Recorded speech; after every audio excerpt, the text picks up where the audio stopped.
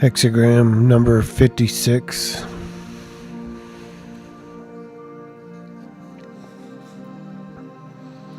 The Wanderer. We are uneasy about trusting the unknown.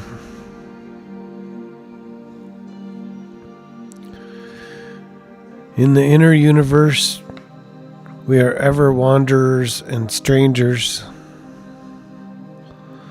Although we can observe and catalog the causes of events in the outer world, that which governs their coming and going, the great Tao, is unknowable. Even though we have worked hard to serve the good, we cannot assume that our position is secure, or that we can attain an independence of the higher power. We never attain rights and privileges. Therefore, we should take the greatest care to remain modest and unassuming. We receive this hexagram when we look to do anything but the higher power for our security. We receive this hexagram when we look to anything but the higher power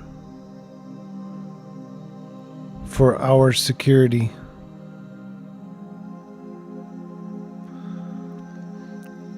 If we look to the sage for help and guidance, the right way will show itself, and we will receive all the help and support we need. If we look to others to support us, we might or might not receive what we need. For the sage steps back and no longer participates in our fate. The inner independence of the spirituality developed person is not as it might appear. The result of his graduation into self-sufficiency,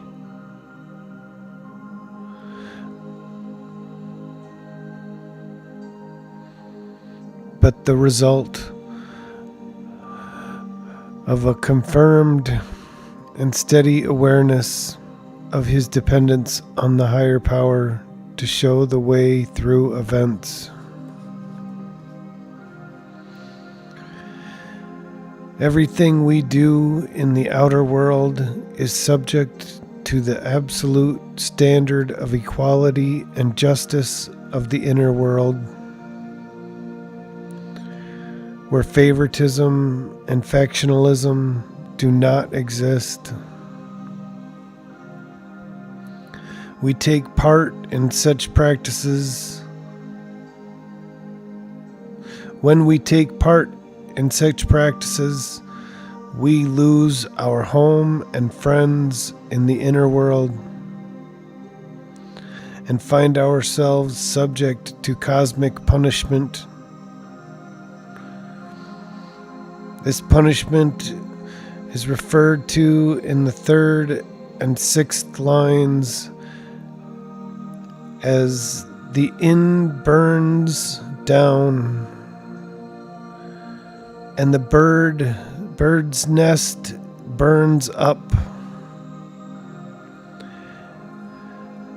Everything we do, every thought we think, every false comfort in which we indulge, every presumption we make is observed,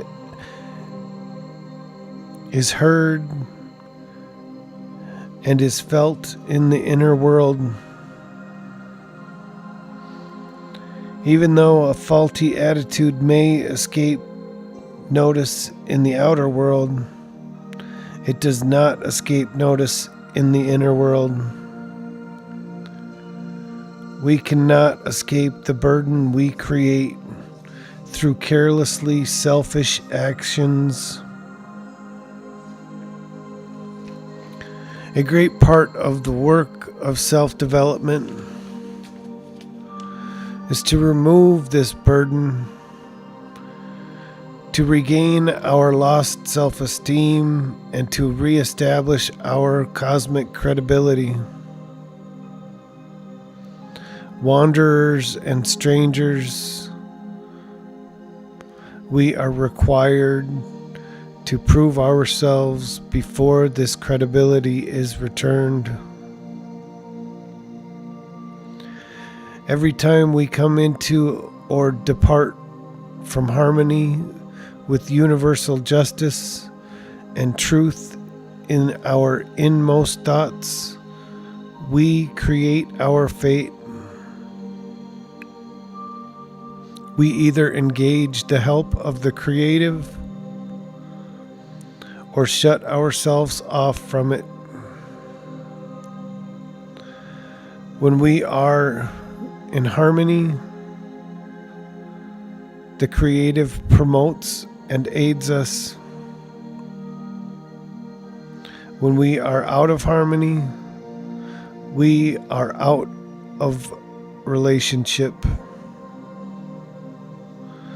What happens to us then depends on chance.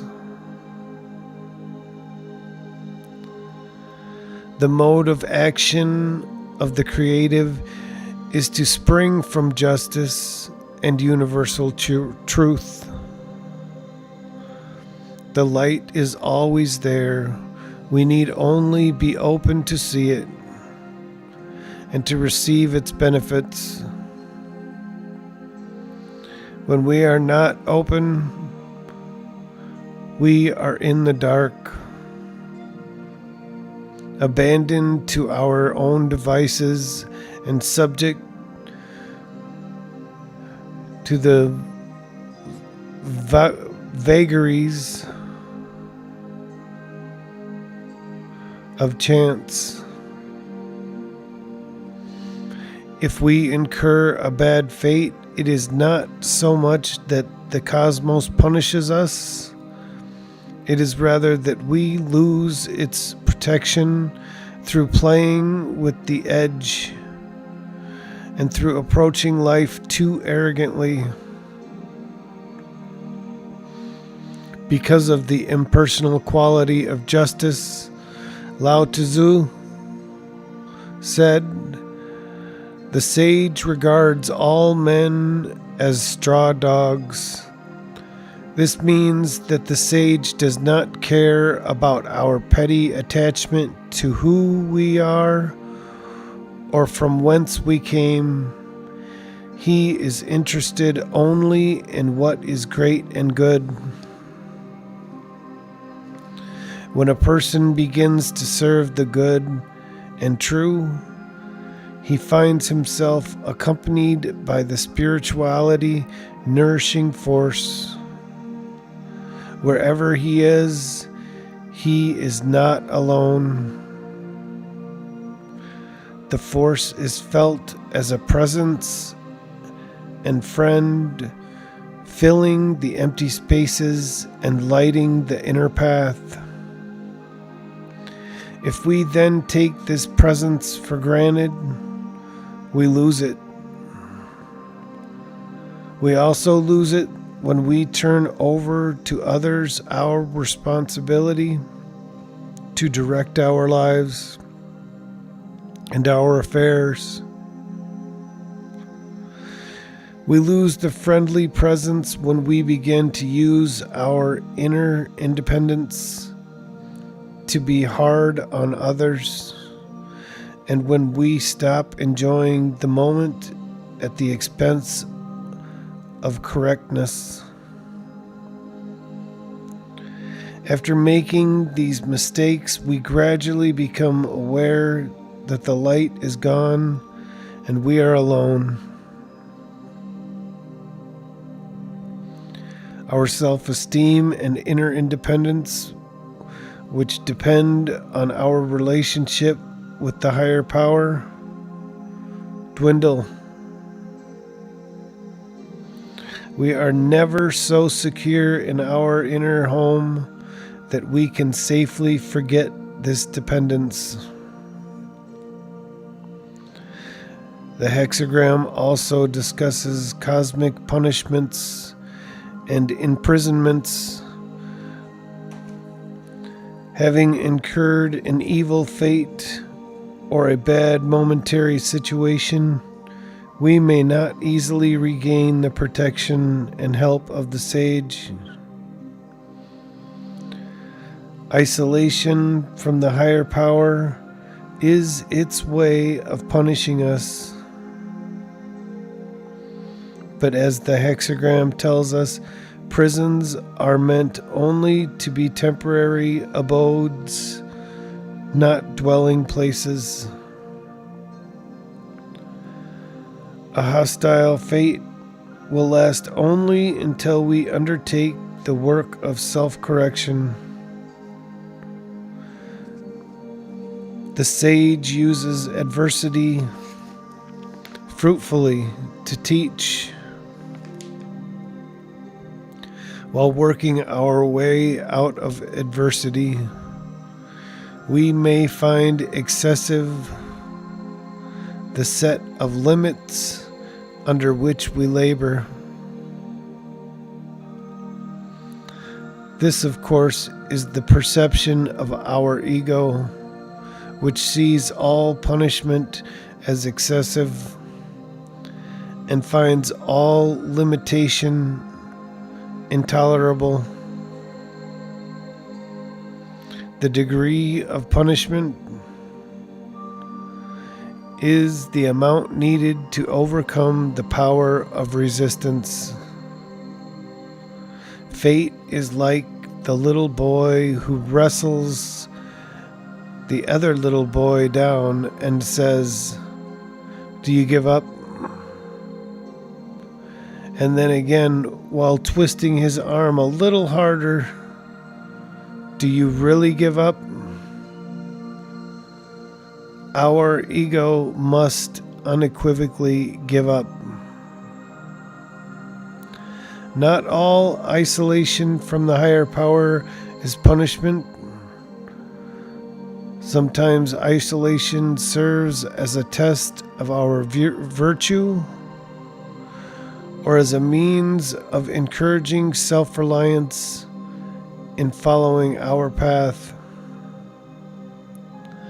When we receive this hexagram, however, punishment is the usual meaning. The superior man is clear-minded and cautions in imposing penalties and protracts no lawsuits. These words have to do with punishing others and warn against punishing them excessively, thereby creating lawsuits.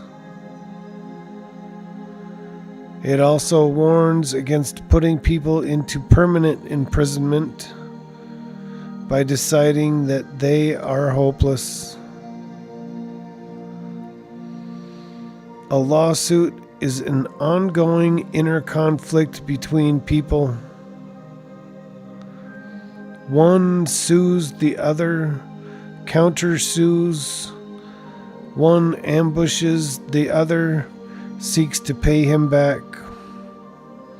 One accuses or insults, and the other replies with an even greater accusation or insult. Such lawsuits are difficult to end. Once distrust becomes established, it is hard to eradicate. One party is always suspicious that the other might start a new hostile action. Each secretly waits for the old issues to be brought up. To be clear-minded either means to recognize that lawsuits exist, or that we should avoid causing or continuing them. We create lawsuits when our ego seeks to punish other people's egos, and when we feel vindictive pleasure at seeing someone get his comeuppance. Lawsuits occur when we give others up as hopeless or dismiss them as worthless because of class, race, or other factious considerations. If we would avoid feuds with their endless reprisals and hatred, we should take care not to lose our modesty before the higher power which created everything. Lawsuits of a lesser nature occur when we mentally fix people as problems. Even though they heavily tax our patience and goodwill, we increase their opposition if we mentally fix them in a negative way. To end such lawsuits, we should let go of mental fixes and reopen our minds. Then the opposition will gradually decrease.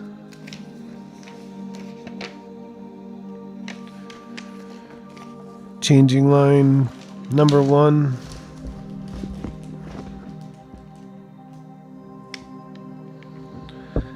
The wanderer busies himself with trivial things. We must not disgrace ourselves by indulging in gossip or thinking gossipy thoughts about people.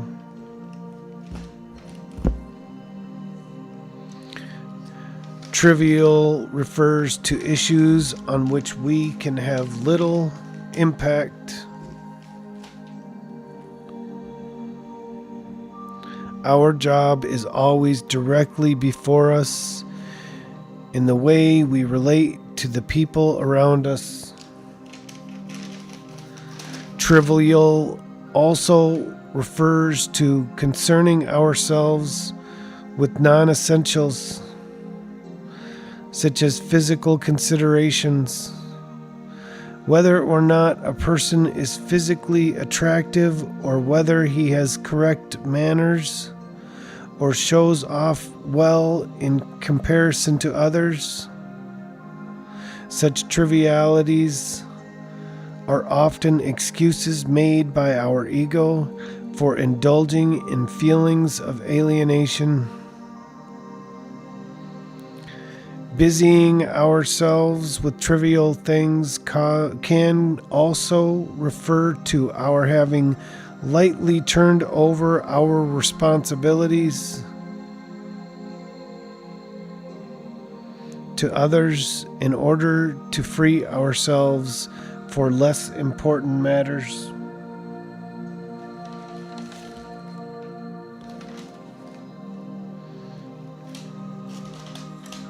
Changing line number 2.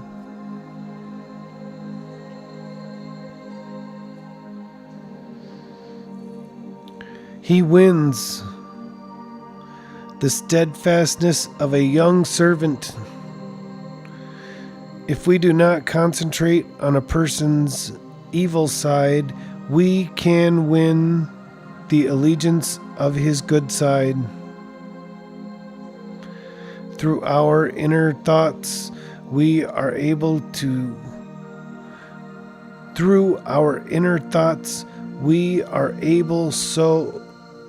so to speak,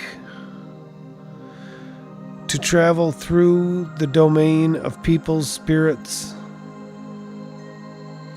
We have the ability, if we will, to connect with what is good in them, and thereby to help liberate them from their ego's domination and from their fears. This line also means that if we don't concentrate on reaping some personal reward from each stage of progress, we will not arouse the envy and distrust that threaten our work. In being strict both with ourselves and with others, we win their adherence to what is good. By remaining conscientious, we win help from the inner world to complete our work. Changing line number 3. The wanderer's inn burns down. Truculence, as in a menacing or bullying attitude to intimidate other people's inferiors, does not succeed.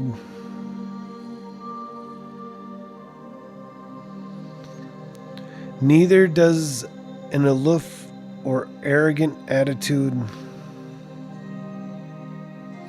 If we disdain our inner world obligation by giving up on the situation, we act in a high-handed manner towards the sage and thus lose help and protection. Our inner world resting place refers to times when we feel free and independent. This resting place burns down if we self-confidently abandon our task to rescue those for whom we are responsible. A half-hearted or almost negative acceptance of this task indicates that our ego has intruded to collapse our will.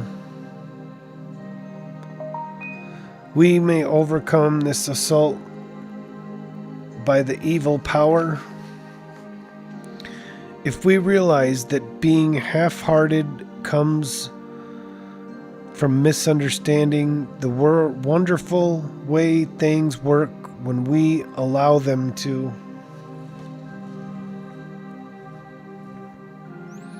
This line also refers to times when we seek answers from the sage to questions of inner conflict. Since these questions spring from an emotional drive to be released from doubt rather than from a quest for truth, no rational answer will satisfy them. To make progress, we must cease the inner conflict that causes us to distrust the creative. We must cease we must cease asking this kind of question. Let go and return to the path of humility and acceptance.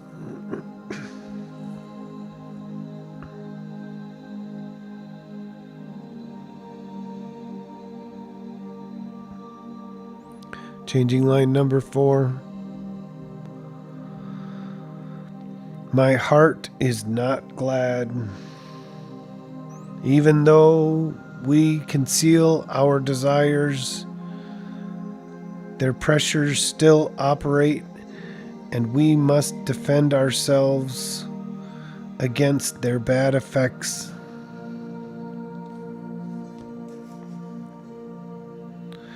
Desire encroaches when we are unsure that through following we will attain our goal.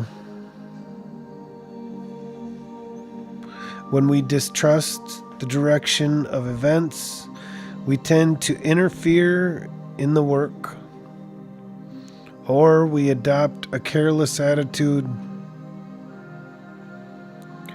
as if what we say or do carelessly will not matter. The sage cannot help under such conditions. Since we are strangers in a strange land, we should pay careful attention to the contents of our inner attitude.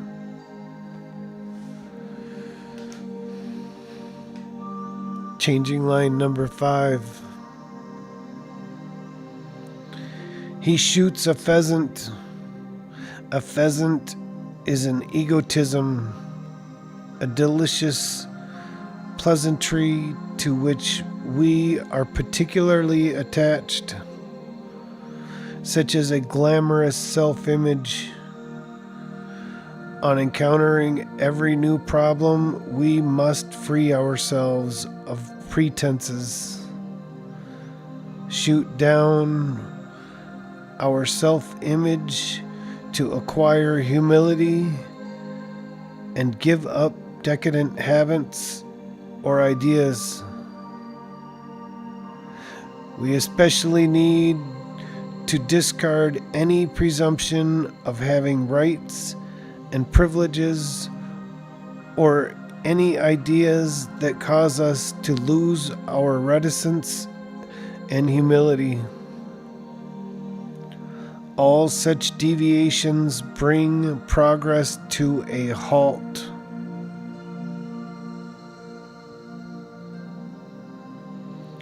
Changing line number 6. The bird's nest burns up. The wanderer symbolizes making our way through the hidden world. The nest refers to the degree of protection we have acquired through following the good, and through being faithful to our task to rescue those whom we are bound by inner ties. Should we become careless by disdaining this obligation, or give way to encroaching desires, we would lose this protection. If we sacrifice our inner sense of truth to desire, or to a careless, luxurious attitude, we will lose both the influence we have acquired and the progress we have gained through our hard work. Thus, our nest burns up.